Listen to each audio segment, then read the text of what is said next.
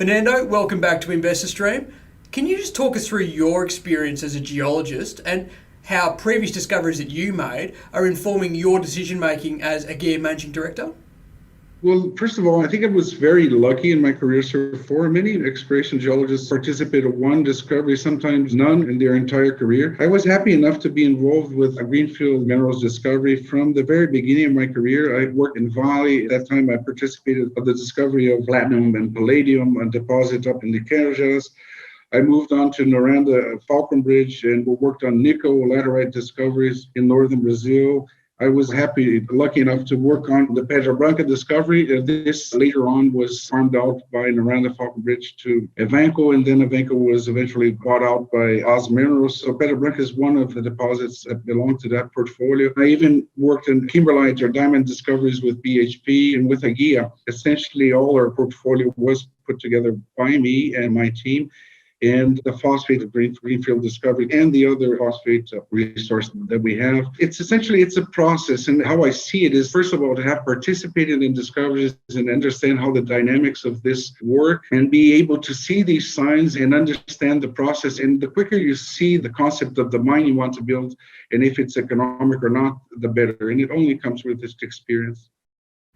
Now, as you outlined in the presentation, you participated in the discovery of the Pedra Branca copper gold deposit, which is now owned by Oz Minerals, as well as other grassroots and greenfields discoveries in Brazil.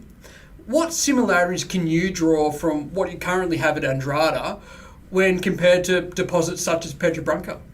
There's several coincidences. First of all, is the style of mineralization. Pedra Branca is located up in northern Brazil in the Carajás belt. I not only worked there as a professional, but I also did a long time ago my PhD in the rocks of the Carajás. The Carajás is an IOCG belt. IOCG is an acronym for iron oxide copper gold deposit. It has a very typical signature when it comes to geochemistry, to geophysics, and the geology, and even the sizes of the deposits. So I see this replicated in many ways in the Rio Grande copper belt. Again, we're looking at, in my view, a similar IOCG belt. It's very oxidized, and we see a mineralization in Rio Grande associated with hematite and magnetite. We see low sulfur species like chalcocite. And the size, it's important to understand that every discovery is a process. You never start big. You start small and you keep growing the deposit till it gets to sizable that meets your target, your economic target. In Pedra Branca, the other one, Antas Norte, where Evanco started, were all small deposits and they were highly profitable.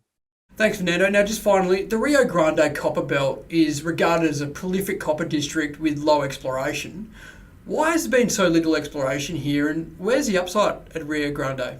There's sort of a herd effect in the industry, and minerals exploration is no different. With the development, for example, the Carajás Belt in the north, a lot of the exploration, the budgets and attention were devoted towards that region, and they still are in a way. More and more, the Rio Grande Copper Belt has been attracting attention because it has a great geology, very prolific geology, and the past history of producing gold and copper mines, and as I said, with a very good potential to be developed and for new discoveries.